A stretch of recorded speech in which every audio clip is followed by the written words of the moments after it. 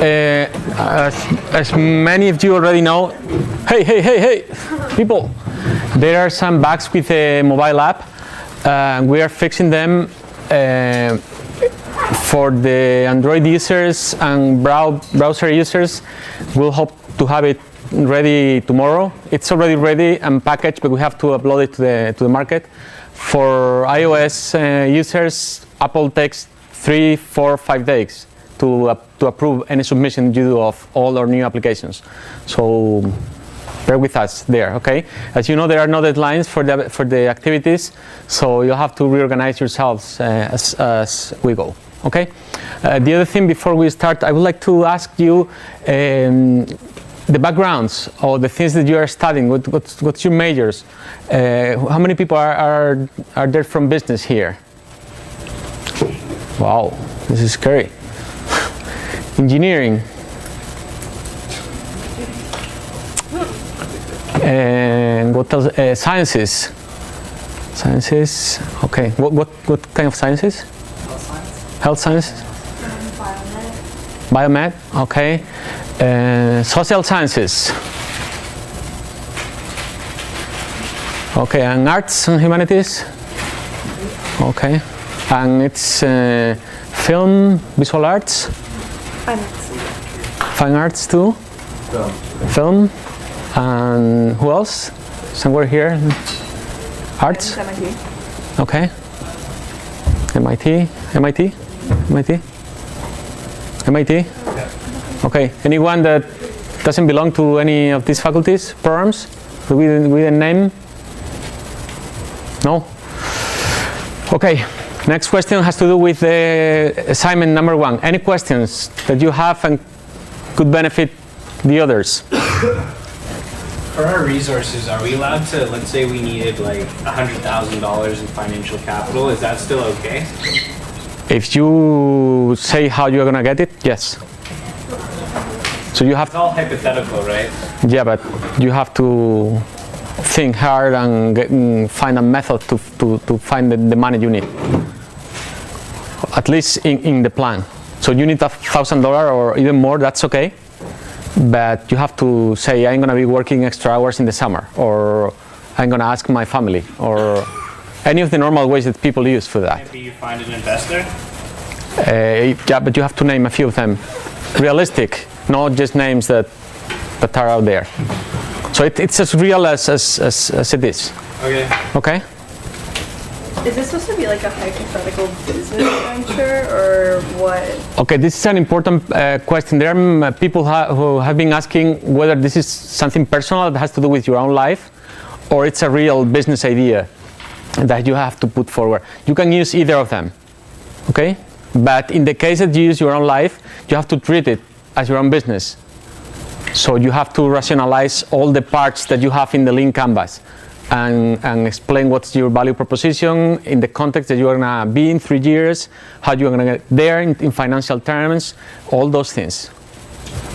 There's like 2 sections, like one of the sections was in 3 years I will, and then like later on it's like once I get there in 5 years. So in 3 years I will, is that like mapping out what you're doing in these next 3 years, or is it what you've done in those 3 years? No, what you are going to do to get to your objective. And then for the 5 years you can be a little shorter. So the idea is that you plan for the next step, even if the plan is very loose at this point. But once you get rich, what are you gonna do later? Or once you get to grad school, what are you gonna do in grad school, except studying and all those things? Yes. In terms of like doing something closely related, do you mean like attaining some sort of goal or? Yeah. Okay. Can be academic, can be life-oriented, and school is part of it. Anything. So like get your PhD or? Yeah. Something like that? Yeah. Okay. More questions. Always with a reason behind. It's not only getting the PhD or getting into grad school or I don't know what, or going to the Tibet. But you have to give the reasons as to why you want to do that and make it into a coherent plan. For making a business, do you need a logo? Not at this point. But if you are able to visually create it, much better. Because we're going to get into the design part today a little bit and next week. So as much visual you put into the plan, much better will be the result. Yes? How do you get customers if you're like making your life a business? Like, what do you mean the target market? Who's going to pay you? For instance, if I were to go back to a BA, I was planning to go into grad school. What kind of grad schools are there out there that will fund me with my background, with the financial settings of that specific province or country? Why do I want to go there? If there are 1,000 programs with the same title, what's the difference between going to one or the other? Maybe I'm willing to pay in order to get to, I don't know, Harvard, because the guy directing that lab is going to make me much more prepared when I go out into the market, or all those things. So I have to do all that research background. Will we be presenting these? No, unless someone wants to do it, and you're very welcome. We can do a selection if you want of volunteers, and we can present it. Okay. The thing is that we don't have time for everybody. That's why. But it would be very instructive and I think very helpful for people. What exactly do you want us to do for the survey? Find out if what you are assuming is true or not. So it can be a poll for customer validation. For instance, are you going to just go, in the case of grad school, are you going to go around asking your peers who have been already there, or possible employers later, asking whether or not that specific grad program is going to give you any value, or even the schools. Are you going to fund me? How much? For how many years? All those things. Is it of interest to you to see like multiple business ideas, and then the one we pick, and then all the work you're asking for that one business idea, but then maybe free work for other ideas? It could be helpful, yeah. Okay. To see the thinking process, yeah. Mm-hmm. Are there any volunteers to present the plans so that we can find a slot? You ask, Brian? Okay, one.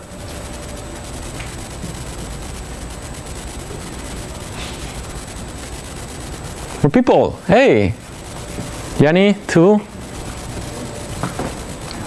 Patrick, 3. Come on, business people, you're gonna pitch. I'm not hiring any of you. How? Okay, 4. One more. Ladies. Ladies. Are there extra marks? You did it? No. Don't depress me. Life is more about other things than about marks. But you will learn. So next time, when you have to do it for real. Yeah, 5, 4. Okay, 5. If someone wants to volunteer, just let me know and we'll 10 minutes each. Is that okay? 10 minutes? Can we back out if we want to? No, we're not chickens. Okay, so any more questions or doubts about this? No? Okay, so let's see some techniques to get better in what you are doing. Okay, this is very complementary with what we have been saying last week about lean management techniques, and also with the part about design thinking that we're gonna do next week. Okay, so when you put all this together, try to sort of assemble your own methodology to work in any project, small or large, that you are going to be working on in the near future. Okay, even the assignments, and of course the team assignments that you will have in a couple of weeks, or in 3 weeks. Okay.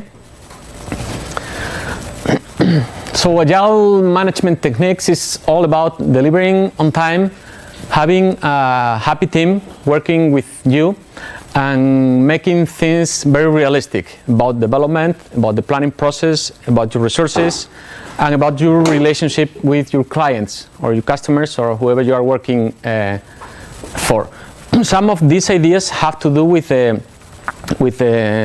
development techniques of Toyota over the years. Many of them have to do with real processes of technological startups. Okay, as we saw last week.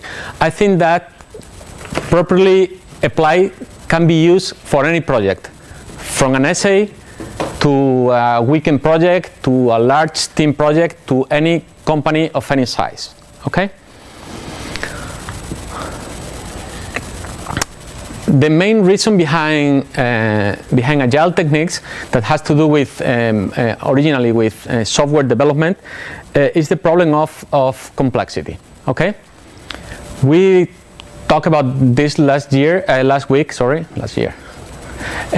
when we had the interviews with people from Instagram, and then when we move into the lean management techniques, and people in that movement talk about those months or years in which you don't really know much about what you are doing.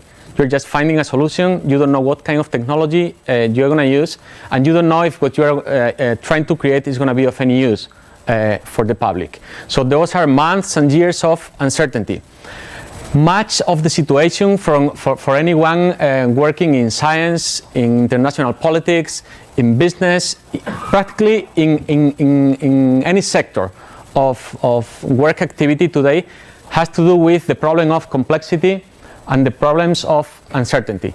We don't have a world which is static, in which we know all the parameters, and we don't know how the whole system in which you are interacting is gonna behave in the next minute. So that's why one of the most important scientific ventures today has to do with what is called the sciences of complexity, the study of complex systems in biology, in ecology, in social sciences, in culture, in management, in physics. There are many people, many labs in the world trying to understand and find out the behaviors behind what they call complex systems. What's a complex system? A complex system is a system made up of many different parts that make different things, and that those whose interactions provoke behaviors at the level system which are different from those of the elements. Okay? So you have elements interacting with their own rules at certain level, but when you put all that together, you don't know what the outcome is going to be at the system level. So they call these properties of the system emergent properties. Okay? And what is between the level of the individual elements interacting and the level of the system is what people are trying to find out in different systems. Okay? The most basic example is the example of social networks, social groups. So we can have an interaction of certain kind in this group, for instance, and each of us will be behaving following certain rules. I will only talk to women, and they will only talk to men, and then they will sing together or whatever.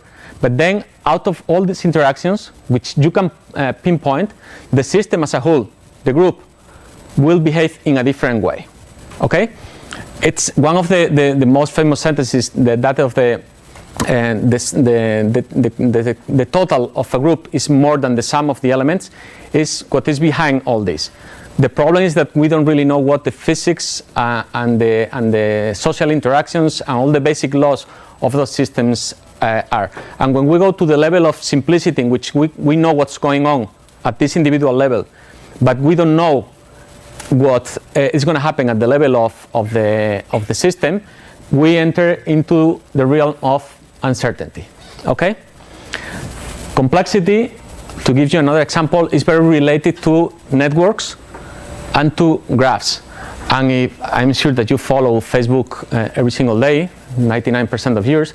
You know that last week they announced that they are introducing a new feature which is called social graph search. Have you heard about that? The social graph search in Facebook? It's not available for everybody yet because they are trying, but that has to do with how to find out the behavior of a social group at the level of the system out of the information they have about our individual interactions within Facebook. Okay? And then through several mathematical rules like graph traversals and some others, they are able to find out what you are searching in that graph. For instance, now normally you ask Google about movies and then you have a list. What they are doing with these connections, what they are doing is searching for information in the graph So we have a node, for instance me, connected through an edge with an entity, for instance cinema, and cinema will be connected to another individual, and that individual will be connected to certain songs or music, and then being able to traverse that, they will let me ask which of my friends who have been to the cinema last week like this kind of music. Okay? They get all that information from individual interactions. They know that I have been to the cinema, they know that I have a friend, they know that the friend likes this music, and this music is of this kind, and then the system, the social group as such, the network of all these interactions has certain behavior that they can trace, and through certain algorithms make it available for you to search. Okay, that happens everywhere. Always keep in mind what happens when you are working in a team and you are preparing a team assignment. Apparently, all of you know what you have to do. You have the responsibilities well established, but you don't really know at the end what's going to be the behavior of the group as such. Are we going to deliver well? Are we going to have a good mark? Are we going to do what we were supposed to do? Are we going to have problems? Even if you have all the features of all the individuals and all the responsibilities, you don't know how that's going to replicate at the system level. Okay? That was happening in any project. Multimedia, software, engineering, economics, any kind of projects in which you have people with different abilities doing different things, and the project is of certain size. Okay? That scales very fast to a complex system in which you don't really know what's going to happen to that system. Okay? What Agile techniques try to do is to deal with this uncertainty and harness it. Okay? Not control it, as most of the traditional management techniques try. Okay? There is a famous book about complexity whose title is Harnessing Complexity. And one of the main ideas behind that book and many other popular books about complexity is that complexity is like a wave when you are surfing. You don't try to oppose it. Okay? You try to find out what the rules of the wave are, the winds, the speed, and you try to surf the wave of complexity, because you are not going to be able to control it. Okay? It's not about control, it's about harnessing the complexity to achieve the objectives of the project. Okay? So we have complete uncertainty. We don't know what technology or which solution we are going to use. It's the situation, for instance, that many of you are now when preparing the assignment number 1. Maybe you don't even have the solution yet. Are you going to propose a business plan, a personal plan? What kind of solution are you going to find? All those things. So most projects are in those stages for a long time. Okay? If you are working with a team and with customers, the traditional approach, especially when you were developing software, was that you would meet the client and the client would tell you, okay, I need a website that is able to cook, to search for my bank account, to do my shopping, my laundering, and I want it in Firefox, in BlackBerry, in this and that, and all these requirements. Okay? Normally, those processes provoke certain problems. First is that maybe your customer, your client, doesn't know how to express what she wants. Okay? And then if she doesn't know it, it's very difficult that she's going to communicate it well to you. So there is a gap between what the client comes and say to you when you are putting together the development team, you sign a contract, and the end process, what you are going to deliver them. And that creates a lot of insatisfaction, breaches of contracts, many problems, financial losses, because we didn't get what they wanted and they were not able to express what they needed because they don't have the technical language to do it. Okay? When you are talking about your own team, the group as such will have to be able to coordinate all the different skills of all the different people involved. And think that normally when you have, again, a software project, you have a manager, you have a designer, several developers, you have someone on the business side who will interact with the clients, you have testers, you have at least 6 different sets of skills that you have to put together to make the the project work. And the problem in many cases is that each of these profiles or individuals, types of individuals, have different agendas in the project. Okay? Putting all that together, it's very difficult and in many cases dangerous to the good end of the project. So traditionally, until very recently, what we had were predictive methodologies. Predictive methodologies were just playing with the requirements that the client asked you and trying to plan it as exactly as possible. Okay? So you rely basically in that you have all the requirements at the beginning and that you are able to execute perfectly. Okay? But in 95% of the cases, that never happens. Okay? As we said, we don't know exactly what the requirements are, and throughout the process of developing a project, many things happen that uncertainty stop the project, make you consider which technologies you're going to use, a ton of things that will make you fail in your predictions, provoking, as I say, many financial losses. Those processes are very slow, and normally they are defective in the sense that you don't show anything to the client until you have the whole package, the whole project done. And then after 6-9 months of work, you realize that the customer doesn't like what you produce, because that is not what he or she had in mind. Okay? To give you an example, 90% of you haven't talked to me, which is very nice because I answer less emails, about the first assignment. I am your customer, I'm your client, and you are thinking that you're going to deliver in 2 weeks a perfect assignment. But many of you have realized that you are not clear about what time asking. Some of you, 10% or so, are asking, emailing me, asking for an appointment so that you solve all these problems about the prediction. The risks that you are entering into by assuming that you are able to get the requirements well, plan perfectly, so in the 2 weeks nothing in your personal life or in many of the other courses you are taking will interfere with this planning, and that you are going to be able to make it perfect at the first time, those are many risks, in my opinion. Through the methodology of the Agile movement, you will see that there are different ways, other ways to do that without taking so many risks for an assignment or for any other projects. These methodologies are new, they are very fast because they are based, as we'll see, in iterations of the project. Instead of thinking about a final product that you show to the client, you will do many iterations until you get it right, and it will be based on your experience in a specific setting. Okay? So it's experimental versus predictive. Any questions so far?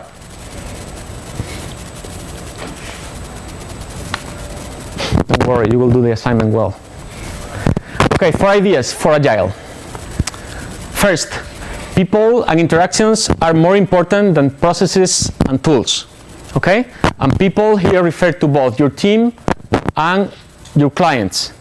That's what you put first. Communication and interaction with your people and the clients. And that has to do with transparency, with everybody being clear about what you are doing and why you are doing it. No hidden agendas for anyone, no hierarchies in your own team. Okay? Always that's more important and will be more effective at the end and efficient than giving priority to the perfect planning or the perfect tool that we have to use in order to deliver. Okay. Whatever you do, in this case it's software, but it's your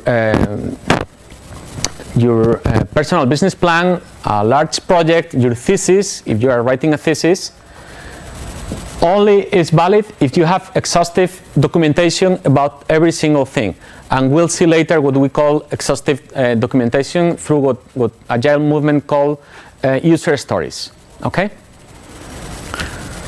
Collaboration with the client is more important than signing a contract. Okay? Even if the kind of contracts that the Agile movement proposes are very open, they are always based on constant collaboration and interaction with your client. Okay? We get rid of the idea of you want this, I want that, you're going to pay me this, we sign, see you in 6 months, bye. We don't want that. We want to work on day-to-day basis with our customer, with our clients. Okay? And 4,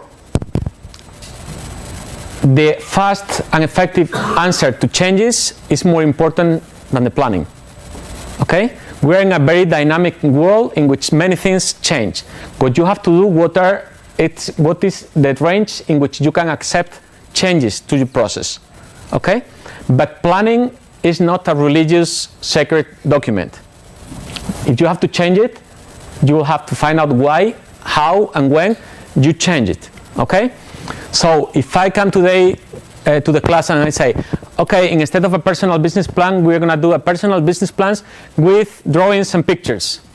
You say, oh no, I have planned all this, I'm going to do it this weekend. No, sorry, I'm the client, you negotiate with me, I need it this way, and you will have to say, okay, if we have to adapt or to adopt this new change that you want, something has to give. Okay? And that's how you work the new idea, the new element into your planning. But planning is not sacred. Okay? Except for in one of the methodologies, for the short period that they call sprints. That once you start it, you don't accept anything until you finish it, which is 1 week to 2 weeks of work. Okay? Any questions here? In 2001, a group of 17 important software developers in the world met in Utah to try to come out with a new methodology that would get rid of all the problems of predictive methodologies. Think that we are talking about the turning turning edge of software development, big companies, all the things were going on in internet, and at the same time we had methodologies based on the 60s, the 70s, and the 80s, and a completely different approach to software. So they came in with many different ideas, and they came out with what they call the Agile Manifesto, that many software and development and companies of all kinds use to implement their projects around the world. What are the 12 commands of the Agile Manifesto, the 12 commands, the 12 principles? First, our highest priority is to satisfy the customer through early and continuous delivery of valuable software. Okay? Again, let's use ourselves as an example. I am the customer for assignment number 1. You want to satisfy me through early. How many days we have left for the assignment? 7 days. I haven't seen a single one. I have seen a couple of ideas last week, but my early satisfaction is not very satisfied so far. And continuous delivery of valuable software. Okay? The idea of iteration is very important here, and also the idea of collaborating with the customer. Why are you creating something that you don't know if your customer wants? Doesn't make any sense. Welcome changing requirements, even late in development. Agile processes harness change for the customer's competitive advantage. In many software projects, especially in the early days, even today, when you have a large project, it can take you 6-9 months to develop a prototype that will satisfy the customer. The problem is that with the speed that things change today, in 9 months or in 6 months, probably one of the competitors of your customer or for yourself have already come out with new things that you didn't have in the initial plan. Okay, imagine that you have a restaurant business and you want to create an application for mobile phones so that your customers can order through the phone. And you talk to your team or the company you're hiring and say, okay, we're going to do this, and this. For instance, we only want information about the menus and payment with this method, okay, of electronic payment. But when you sign the contract and everything is set, and you say, okay, in 6 months I'll see you, you will leave me the app ready. But in month number 3, your main competitor comes out with an app that has 2 new features that people will adopt. What are you going to do? Just spend all the money and all the time in developing the software that when it comes out will be already obsolete? That's the traditional approach, because you have already signed the contract, and the contract said that we're going to develop this, and this. The idea of the Agile Manifesto and the Agile movement is that both parts, the customer and the developers, people running the project, will be able to adapt fast to the changing conditions in the environment. Okay? Always thinking in this, in the customer's competitive advantage. Deliver working software or working whatever frequently, from a couple of weeks, and this is very important, to a couple of months, with a preference to the shorter time scale. I'll give you an example from the academic world.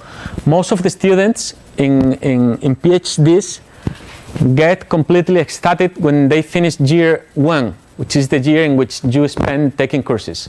When you are taking courses, your life is organized for you, because you don't have any time for anything, and you have this essay, this exam, that, everything is set up. The only thing you have to do is to get into a rhythm of work. In year 2, you are completely on your own. You have to start either writing the comprehensive exams or writing the thesis. You have to organize yourself. And suddenly you have to produce something, a thesis, that takes 2 to 3 years, 24, 36 months. And you only think about the end. And you never think about all these shorter time scales.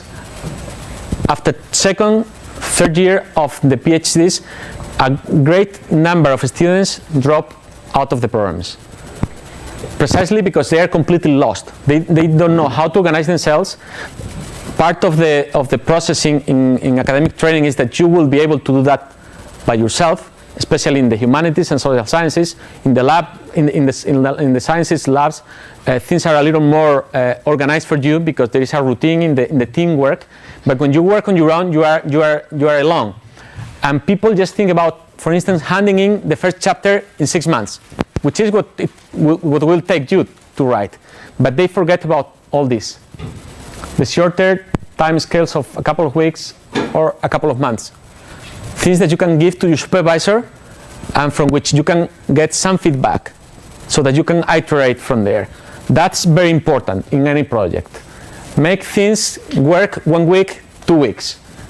Show it, get the feedback, iterate, keep moving. Business people and developers must work together daily throughout the project. This is very important, and many of you are in the business side of things. It's very important that you have your people happy, that you value what they are doing, and that you are with them throughout the process, not just reminding them, no, our customer want this, I am paying you to do this. That doesn't work. You won't have a happy team. Okay? You need to be with them, knowing what it takes to develop all those things, and being on their side throughout the process. Okay?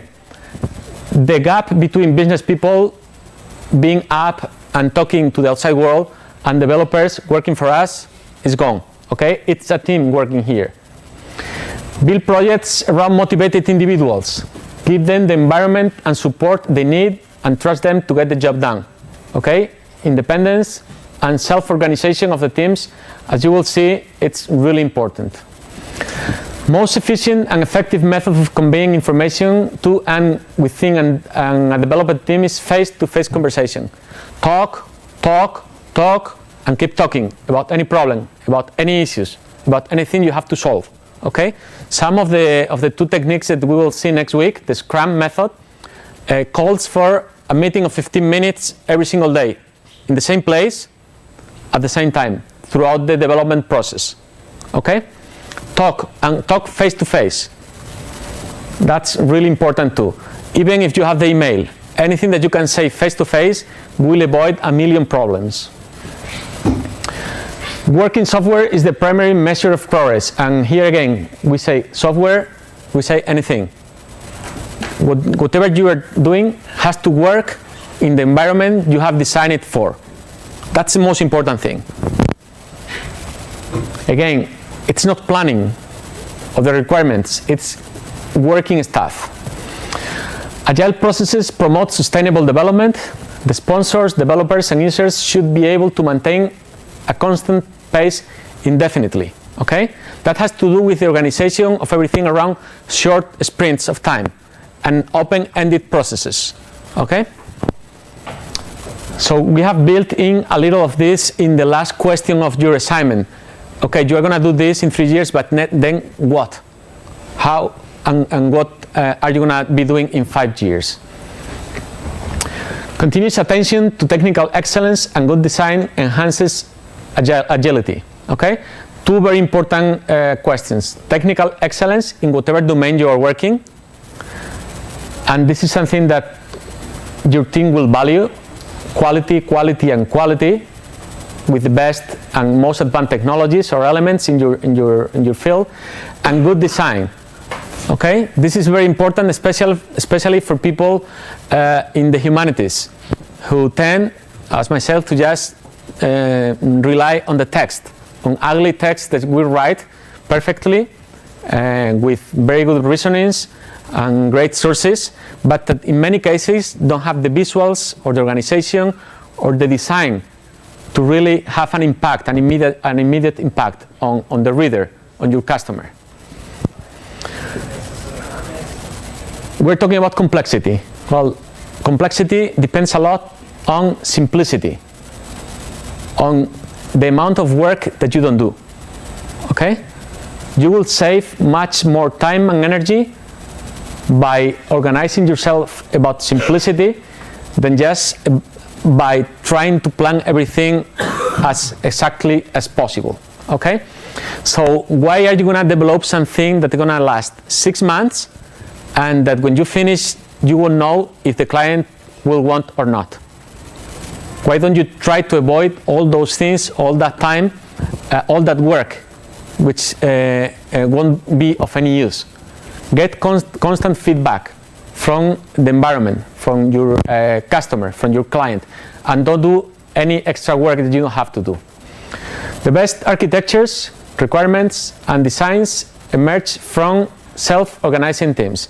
The idea of self-organizing teams has to do with research done basically in ecological systems and in physical systems through different physics approaches, in which they have seen that very complex systems are able to organize themselves without a central intelligence or a central command, and that at that point when they are self-organized, what in physics is called self-criticality, it's when the system works better for whatever purposes it has.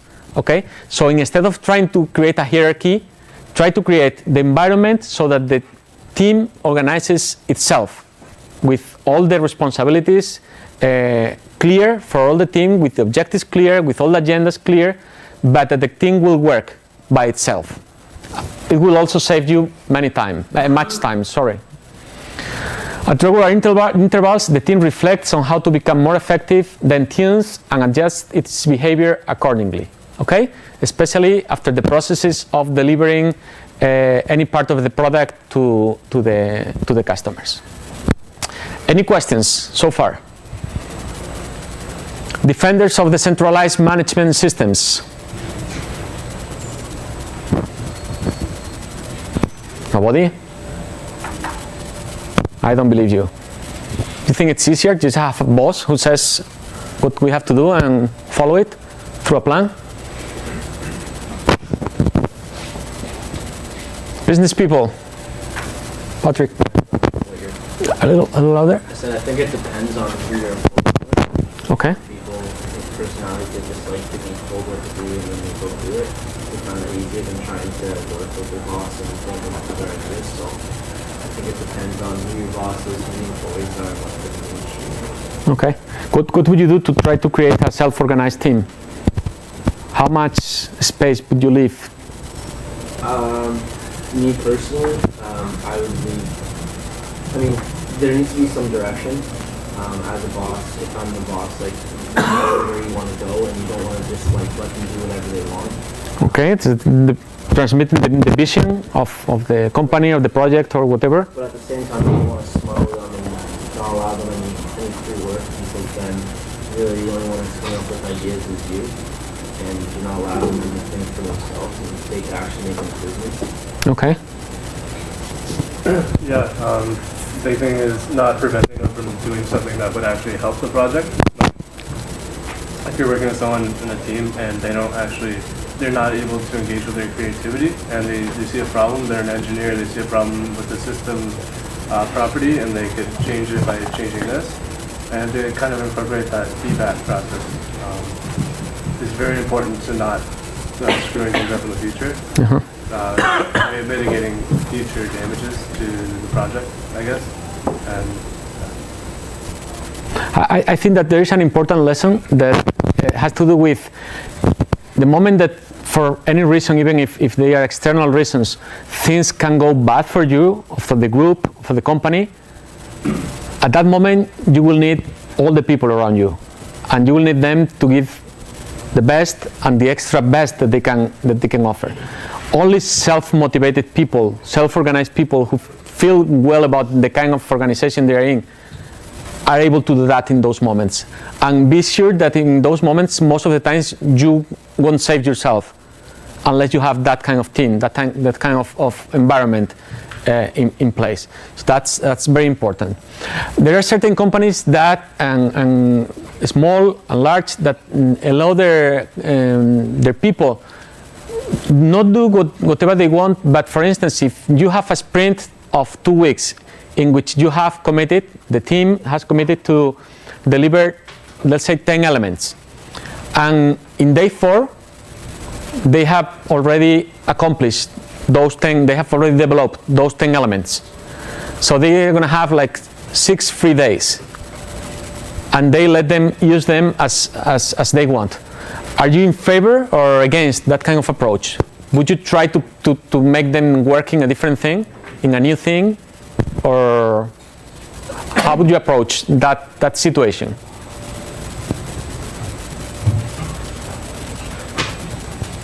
Come on, people. Can you repeat the situation? Situation is you have decided that you have 2 weeks to deliver 10 elements of whatever project, and your team has already delivered those 10 elements in day 4 of the 10-day cycle. What would you do? I'd review it first, and then what I would do is, if I thought there was ample enough time to go back and do it better, I would encourage that because you already have a final product if need be. Why are you leaving the quality for the last part and it's not built from the day 1? Sorry? Why the quality control is not built in day 1st? How is it that they are doing the things? But what I'm getting at is there's always room for improvement. You could always do it better. You can always do it better. Okay, do you agree? Well, you can only imagine what your client wants, and I mean what their users want, sorry, to an extent. So you can build something, have it all done for day 4, and I mean the reason you hire testers is because you can't figure out what regularly people want. You're looking at your website, for instance, from the point of view of a web developer, so you know all the internal processes, but you wouldn't think how a technically illiterate person would have trouble navigating something. So on day 4, you can just have it tested, maybe, and then go back and fix it for day 10. Okay, we are in day 5. We still have 5 days. I want you to decide on what to do for those 5 days with your team. What's your philosophical approach to that? Maybe you need to reevaluate the way that your team is communicating and building projects, because if it was supposed to take 10 days and they only did it in 4, then maybe they're missing something and they're not doing it right. So maybe you need to have like a team meeting and see like what happened there, and maybe reevaluate the method that they used to design this project. Okay, could it also be that they are highly motivated? Yeah. And do you want to eliminate that? You want to eliminate their motivation? Yeah. Why would you want to do that? No, that's why are you reevaluating? If the quality standards are what you expect? Well, it's a hypothetical situation. No, it's not every single sprint that you're going to finish like 6 days before you plan, because then there is a problem. You're planning way beyond the normal process. If it is such that they're highly motivated, then that's a good thing. Okay. I'd let them work on something that they wanted to work on. Sorry. I'd let them work on something that they wanted to work on, maybe as a group or individually. Okay. I was just gonna say, I'd definitely give them a day or two off, and then let them kind of, I guess, refresh, and then come back to work fresh and start working on the project early. I'm told that that's what Amazon does. And not only that, that in many cases Amazon pays for their employees to go away to the beach or somewhere in which they can see the sun, since working in Seattle apparently is not the happiest activity in the world because of the days of rain and all that. The question with this is, can you do that only, not the idea about paying them to go to the beach, but having the luxury of having those days off can happen only in big companies with a lot of margin, a lot of employees, large projects, or can also happen in smaller companies, smaller projects, which is, I guess, what most of us are going to work in. Sorry. Go. You could have like a little party. Have a little party, okay. I like parties. Well, I definitely think if you can do it in a big company, why can't you do it in a small one? I mean, I guess it depends on how many other projects you have, but... And the pressure that you feel in smaller companies because... If that's like your only project and you need to be working on finding another one, then I wouldn't say, I'd say, okay, have a day off, come back, and then we need to start working on finding another project. But if we have like 2 or 3, and we have 10 days to complete the first one, then I'd say, yeah, take 2 days off and come back and start working on the other one early. Okay. You want to say something? Well, I'd probably, like you said, just do that. Probably cut the team in half and have half of them working on a new project and just getting that rolling, and then have the other half finish after another one. So, like, have transitions. It's a lot of times lost in terms of changing over to a different project. Mm-hmm. So if that's where you started, then I'm already kind of thinking about down the road. Yeah, I think in my experience, yeah. I was just going to say that I really like the idea of getting them a day or two off. But if you're their manager, I think that you should give them the day or two off with the intent of telling them that they should go out and maybe try and get some inspiration for some new ideas to add to it. So it is a day off, but it's still productive. Okay. Because I think the way the human mind works is it's really just influenced a lot by the world around it. So if you're sitting in an office, you can't be quite as creative as if you like actually go downtown and see people and just get ideas. Okay. Like the Newton sitting under a tree type deal. Okay, fair enough. Like it's just depending on like the timing of the project and how much leeway you have. Maybe like instead of giving them a day off, maybe like have like, you know how some offices have like the work and then there's also like outside of work people have lives. So maybe like have like a dinner or like have the team go down to the bar and just like grab a few beers and just like talk about like other things other than work. Okay. Just take their minds off work so it refreshes them. Mm-hmm. Okay. I was just gonna say, I'm not really sure I agree with what you said, just because like, when you're focused on a project and you're working your butt off and like that's all you're focused on, you don't want to say like, okay, well here's the next project, go think of some things that you can add to it. Like, you kind of want to just like, let them completely refresh their mind and be like completely away from work. So when they come back, they're hungry to work on the next project. That's just my personal opinion. That's just the way I see things. I didn't mean to take like the next project. I mean to like just keep going on the same project. Yeah, but the interesting thing is that there are different minds and different ways in which different individuals refresh themselves and work harder. So you have to be able to read well your team. And there are people who will be able to be focused on working days and days and days straight. But there are people who will be much productive if they go away for a few hours or a day or they do something else. So you have to know who your people are and how they are better for the team, for the goal of the whole project. Yeah, like what you just said, I think every group is different, but like I believe that in groups where you're working hard and you finish something, I believe you should celebrate like each other and yourself, and you should have like that time a day to just like have a party or just like reward each other. So. Okay. Keep this in mind, because when you become the person responsible for a group or a project or a department or whatever, you will automatically lean towards using every single minute, even if using every single minute of every single person in the long run is not very productive. Okay, so try to think about this, and try to think of your position, as we will see later, not as managers. Okay, in agile techniques we talk about the product owner. Okay, and the team and the Scrum Master, and it's not a traditional method of project management in which we have the manager on the top. Okay, it's a much more collaborative approach.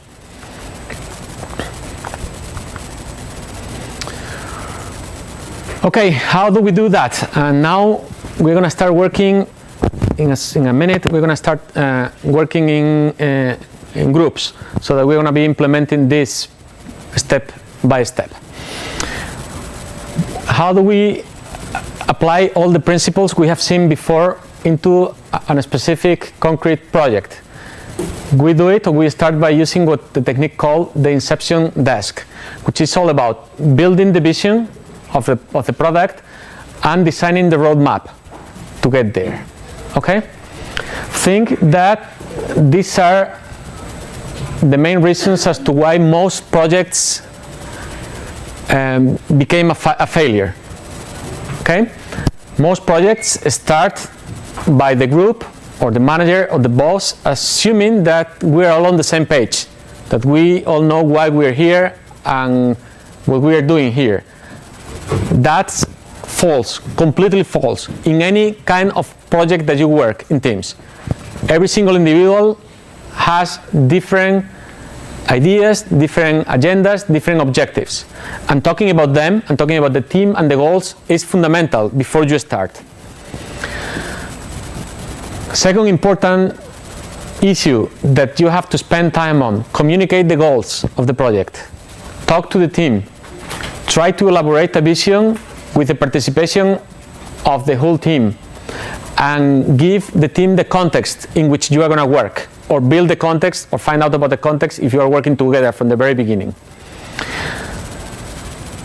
Third, give all the stakeholders in the project, both inside and outside the team, all the information to decide, and to decide whether it's a go or it's a no-go. In many cases, it's better to just stop here and say, okay, this is not for me, we're not prepared, we shouldn't do this.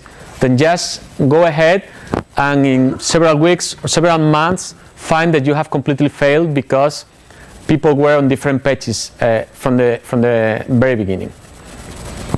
So this technique or exercise about the Inception Desk has to do with setting the expectations about the project, so they are the same for all the team, what the project is and is not about, and this is going to be very important when you work in teams for the 2 team assignments.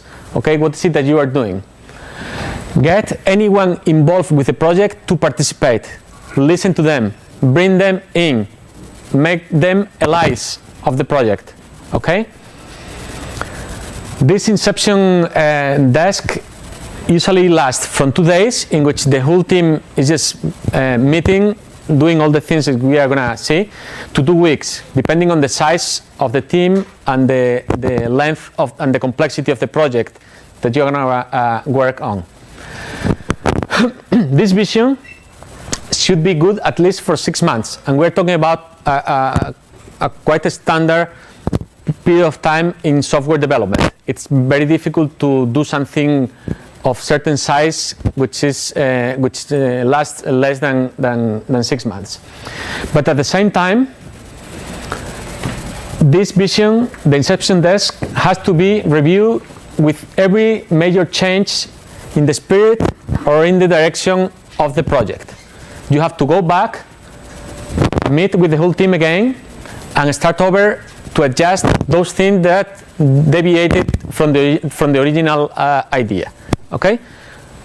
Think that the idea is always to have all people on the same page, with the same goals, sharing the vision, and knowing everything about the project.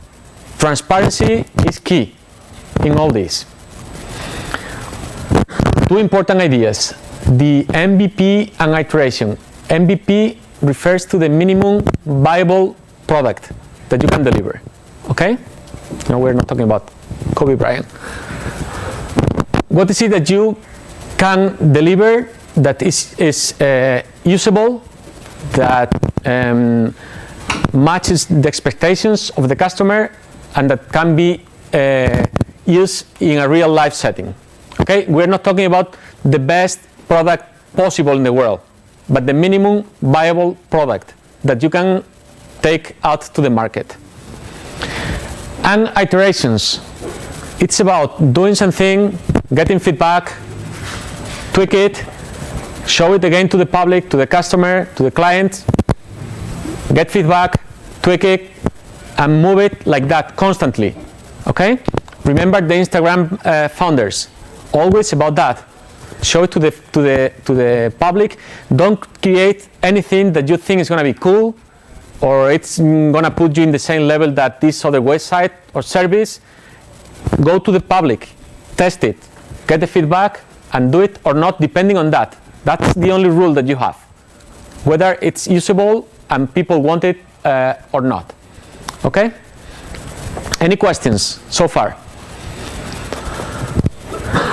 When you're talking about the assignment, just to keep with the mental exercise, what is the minimum viable assignment that you can show me, so that you can get some feedback and get to the next iteration of your project? That's what you have to be thinking about. Don't think about the perfect assignment, because there are no perfect assignments, okay? As there are no perfect products. You have to think about the minimum viable product in every iteration, in every cycle. Any questions about this? Think that all this is about being fast, being dynamic, adapt to change, get feedback, go back to work, and again, and again, and again. It's not about the classical mental perspective that we have about, okay, I'm going to work very hard, I'm going to do my best, I'm going to deliver as perfect as I can, and then I'll rest. It's a different mental approach and team approach to work in cycles, in iterations, and constant feedback with the public, with reality. No questions? Okay. We need groups. We need 7 groups or less, because I only have 7 packages of cards. Groups. 1 group. What's that? 1 group. Groups. 7 groups. I only have 5 packages left. Is that the same group?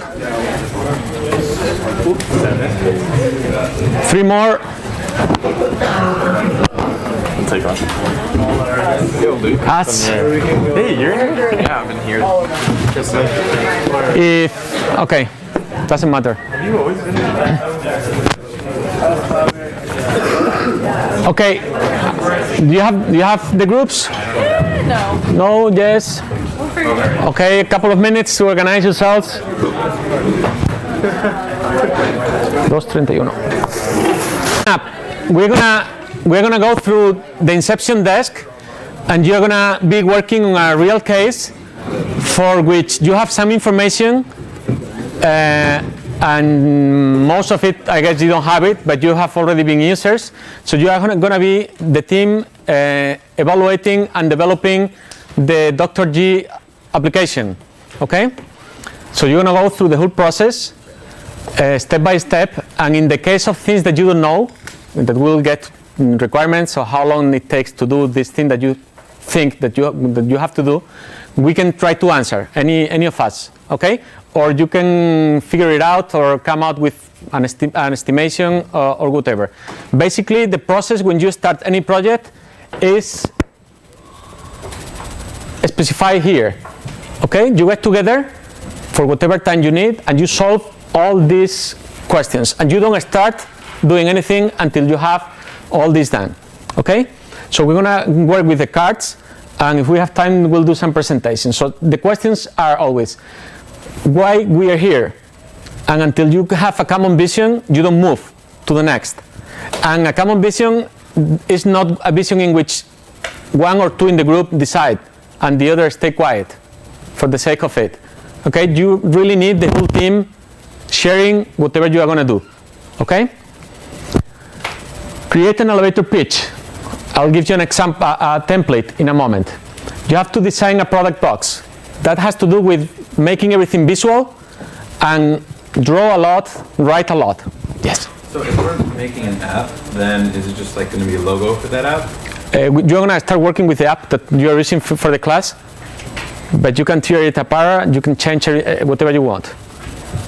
The smartphone app. How are we deciding a product box? A product box looks like this.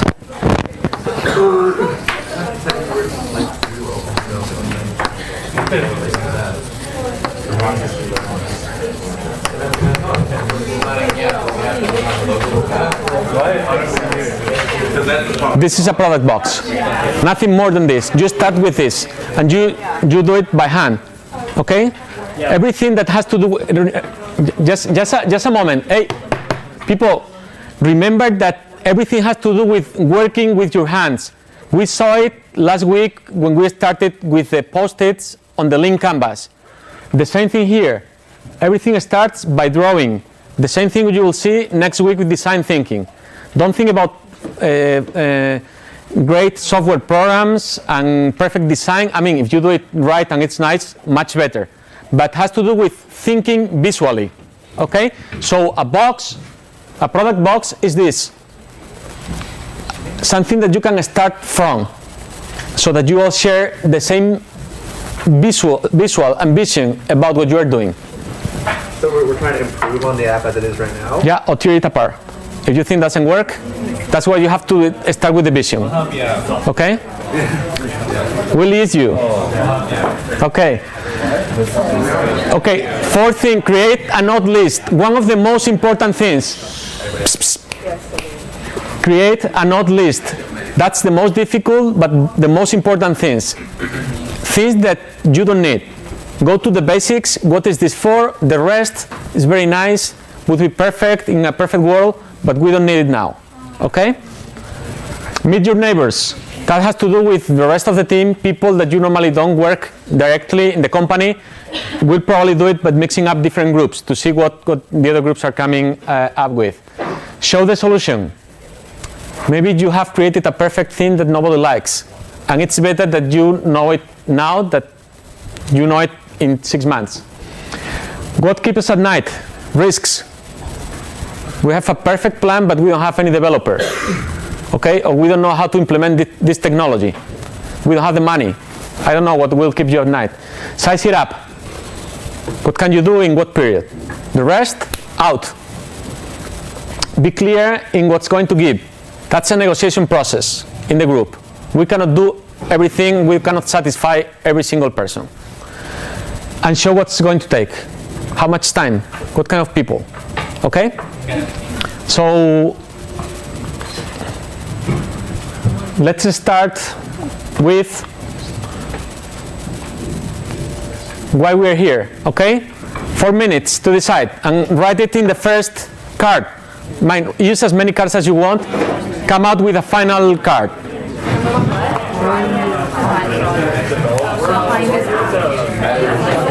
First card, speakers of each group, starting there. Please stand up, and why are we here? Listen up, please.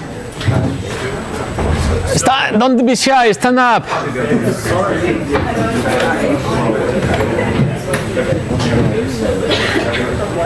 Okay.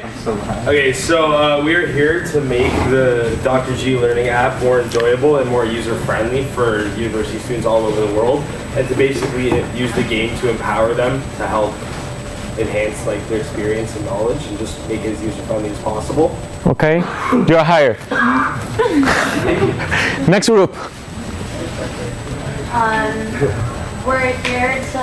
We're here to make it more like a knowledge-based app, so make sure they're actually getting the best out of it, and to help them improve their grade and learn in a creative manner. Them being? The students, university students. University students? Target Western students. Okay. Initially. Okay.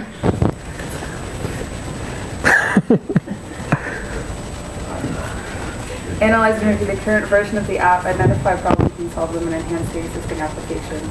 Okay, did you hear there? Say it again. No. Okay, next group. So we're here to evaluate and improve the app, and I think we can do that by making the app more user-friendly, like as already been said, and make the games more effective and more fun. Okay, user-friendly, effective, fun.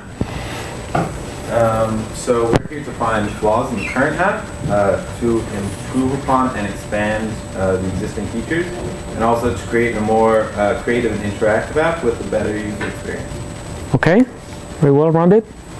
We're here to provide an improved platform for interactive learning, for non-traditional innovative learning, for convenient education on like multiple platforms, like all smartphones, not just Android and iPhone, and more accessible and visually pleasing user interface. Okay, try to reduce it a little bit in the scope. Okay. We're here to facilitate a feedback loop and improve the app to make it a better user experience for the customer. Okay, good. Very good, all of you. Next step. Anyone didn't disagree with the rest of the group and wanted to make it something different? Or you came to an agreement fast? Okay, the elevator pitch. This is not the elevator pitch that you're going to use for a business competition or for investors. It's just to redefine and refine your vision of the product. Okay? So we're following this template for what customer who needs what. This, are you going to keep the name? It's that will bring these benefits because of these reasons. Unlike what kind of competition, our product does this. Okay? You have to keep it simple. So don't expand into 1,000 subordinate clauses. Okay? One sentence for each. 3 minutes. Let's go. Okay. Okay. So it's Please, people. for university students who participate using Dr. Learning app for grades. The application is an educational tool that quizzes students using visual, multiple choice, and interactive questions. Unlike traditional testing methods, it involves different learning styles and helps education evolve with technical development. Okay, good. Good. Oh, sorry. Okay, so this is for students who are enrolled in Western's Digital Humanities course. We're looking for a more interactive approach to learning. We called it Mobile Learn, just one word at that, and it's an educational app that provides a more innovative and engaging way of learning that is more effective and fitting. It's unlike other traditional course materials such as textbooks or traditional class environments, and the competitive advantage is that you can access it anywhere at any time. You don't have to set aside a block of time for it. So. Okay. Okay. What's the name you said? Mobile Learn. Mobile Learn. Yeah. Okay. One word and then capitalized and. We got it copyrighted, so I was just gonna say. Yeah. We'll negotiate it. Okay. Good.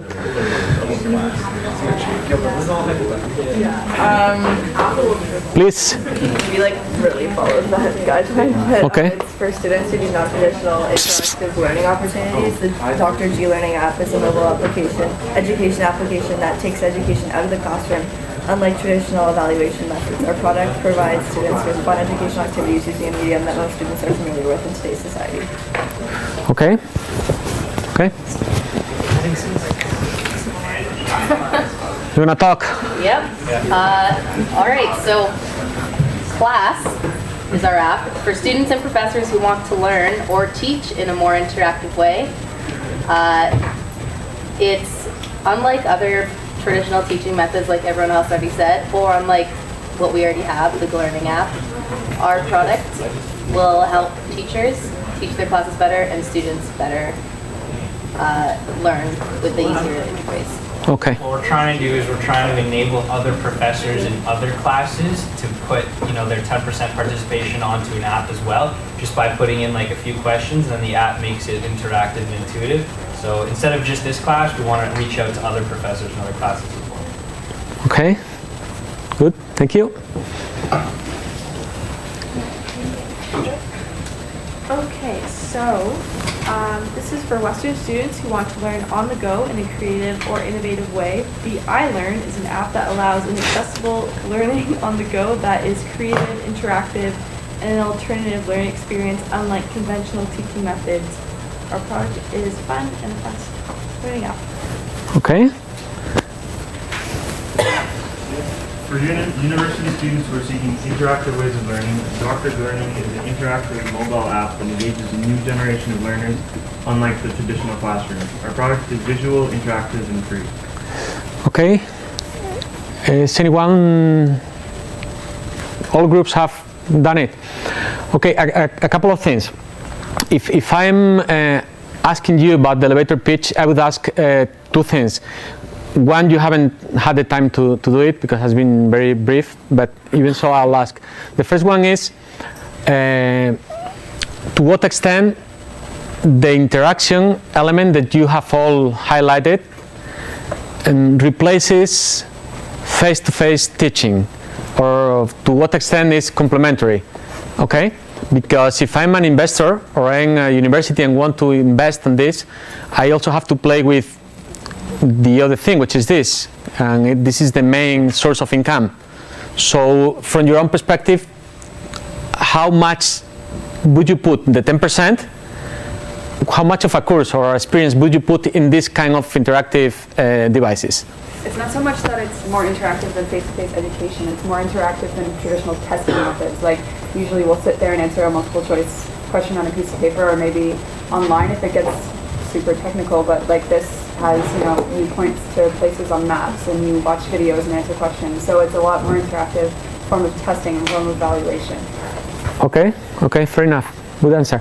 The second question has to do with, in part with all of you have said that it's unlike traditional methods. And that's true.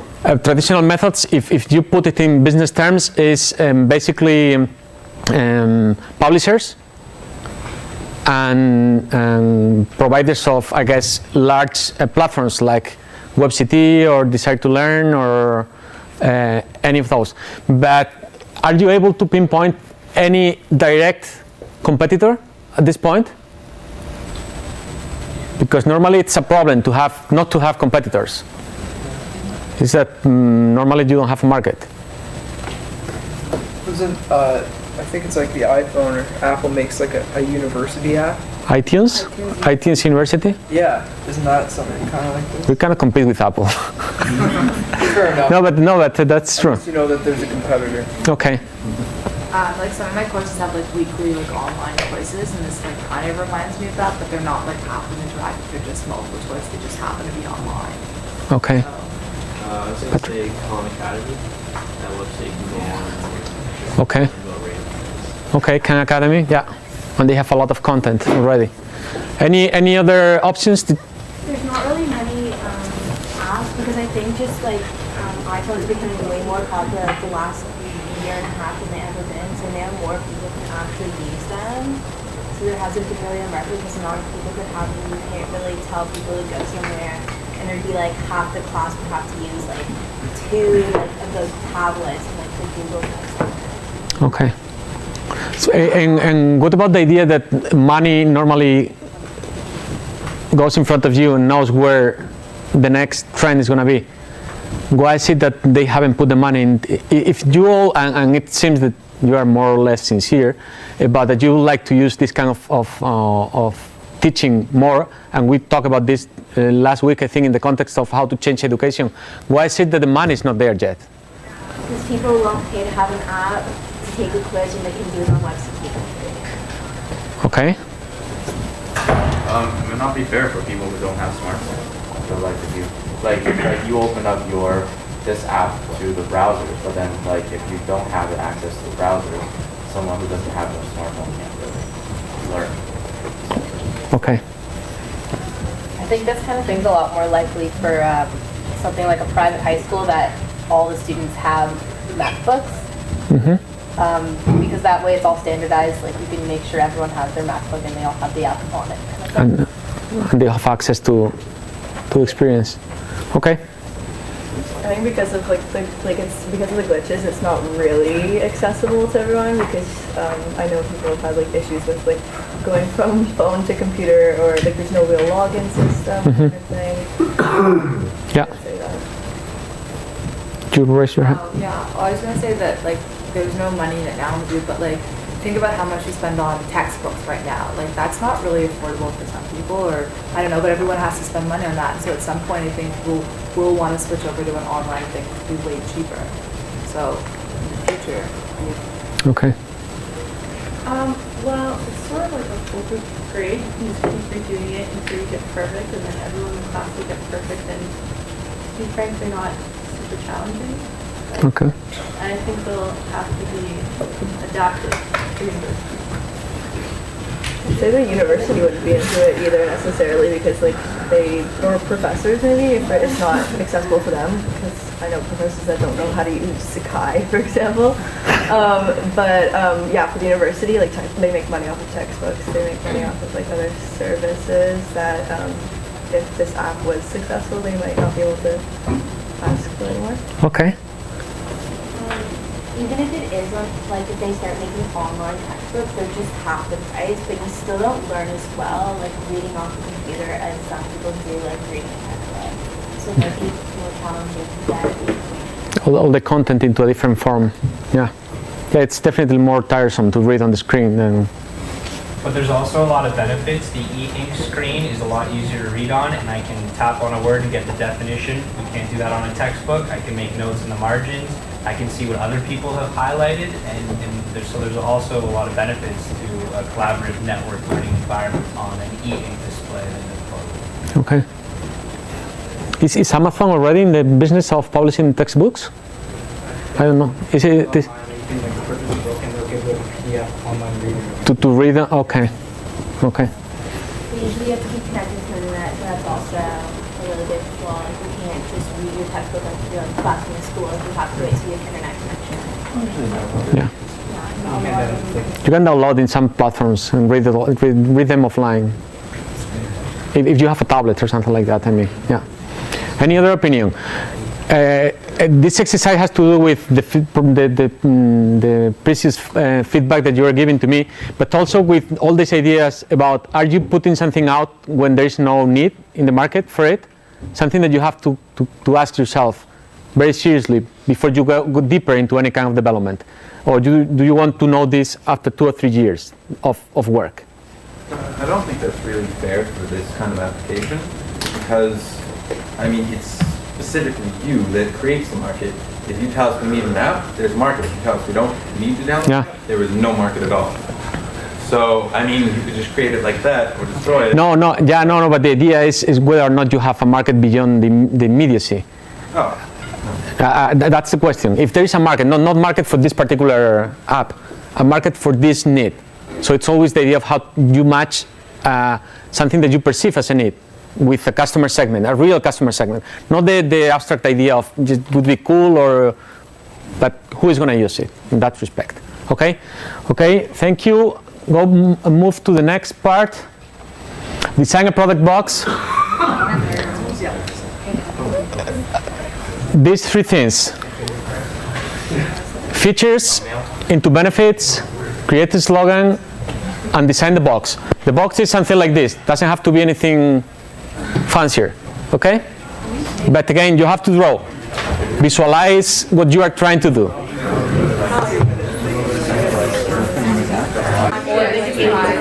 Who wants to show the box, please?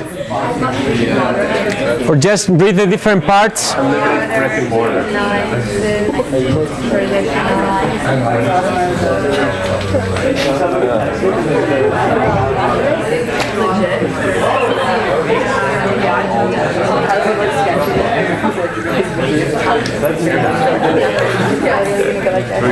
You go? Yeah? Okay. So I start with the 2 of you. Okay. Yanni? Can you just explain it, even if they cannot see it? Okay, listen up, please. So it's called Mobile Learn, and our slogan is Learn on your own terms. Our logo is like the Wi-Fi symbol, and then like half the textbook, so it makes it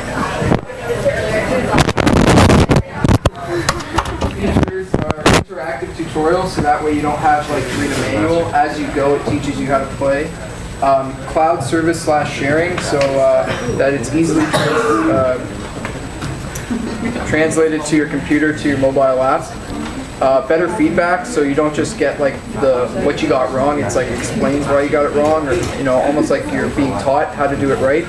And then second chance, so that in case you're having technical difficulties and you answer the question by mistake, or you don't even know how to use it, you get a second chance.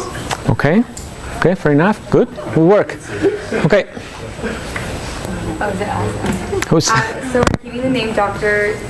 G Learning, and our logo is a book with Dr. G on it, and our slogan is "Play Your Way Through Education." And the features are that it's on the go, it's attractive and simplistic user interface, and it modernizes traditional evaluation methods. Okay, so it's focused on evaluation. Okay, as opposed to instruction. Okay, good. Are you finished? Or? Oh, yeah. So our app class, Learning Evolved is our slogan. Our logo looks like half a piece of paper and the other half is a Microsoft Word document. It's kind of showing the evolution between traditional and online learning. The features of our app include, it's going to be connected to the UWO network or any school's network that's using our app, so that you will log in with your address, your email address and password, and it'll show you all the classes you're enrolled in that are connected to the app. Okay. So automatic class population, it shows up as. That way you know that when your test is done, your scores are going to be recorded on your account. Push notifications when a new quiz is available. And also we're going to have a clicker function for classes that use clickers, so it would replace having to buy that clicker ID after all as well. Okay, it's very specific. Okay, thank you. Good. So our name is Grade Doctor. Our slogan is Resuscitate Your Grade. Our system has simple setup, ubiquitous access. Please. It's super fun. It has medical puns, and there's a reward system that shuts down all other applications on your phone until you've done your homework. It's going to be available on Black Days, and that's about all we got to. Okay, good. Resuscitate your life. Okay. You can use it if you'd like for a fee. Okay. How much? We'll talk it over. Okay. Yeah, let's change some grades. Okay. We kept it as Dr. Learning. It's digital learning with Dr. Learning. Our logo's green. It's mobile, interactive, visual, and it's free. Okay. Your group? We changed our name to You Create. You Create, okay. Little graduation cap. Okay.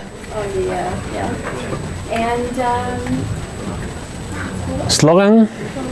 Our slogan is You Create, We Make Learning Fun. And it's more just representing it to like university students. That's why it's called You Create. And we're hoping to expand later to other universities, but right now focus on Western. We're going to have some tutorials on how to use it. We're going to have a Q&A with the prompt. You frequently ask questions. And like maybe even like a live stream or like some sort of like way that you can like ask questions directly to the prof through the app. Okay. It's like an easier way to contact the prof. Okay. Thank you. Okay, so our app is what's called e-learning. This is our logo. So E and then the L. Okay. Side of it is learning. Our slogan is learning in the palm of your hand. And so we have a bunch of features. So it's an easy-to-use interface so that it's very inclusive of everybody, so that you don't need technical knowledge to enroll in any of these classes. If you're an art student and you're just really bad at it, for instance, you can still learn things for your art history class. Okay. Without having the technology get in the way. There will also be a cloud syncing service, right? So that you can have all your same information across devices using an iPad, computer, iPhone, smartphone. There'll be centralized login. You just have one password and username that will log you in as long as you're connected to the internet. We'll have multimedia questions to accommodate for a lot of different learning styles. So you can, I guess, be able to program if you're more visual or auditory learner, etc. It will be incentivized, so we'll have like a coin reward system, almost like Mario or something like that, Yeah. where you could, win sort of small prizes that would be free for us to provide, but are still desirable, like free iPhone backgrounds or maybe a ringtone that you could download. Okay. Okay, good. Very interesting feedback. Okay, last thing, which is most of the cases the most difficult thing. Create a node list. This is the last thing we're going to do today. What's in scope? I mean, what are you going to do? Because you can do it in the next month or so. What's out of scope completely, it's very desirable, but you are not going to do it. And you have to decide what's in and what's out. That's very important in any project. And features or elements that the team has not decided on yet. A couple of things that you would like to do, but depends on extra time that you can have or extra resources. The most important thing is, and you have to do it with things that you think are important, not that with things that you know that nobody will use. It's that you don't have the resources, you don't have the time. You are within an iteration, and you have to decide what's in for the next iteration, what's out. Okay? 3 minutes, and we are done. Okay, let's go. Email.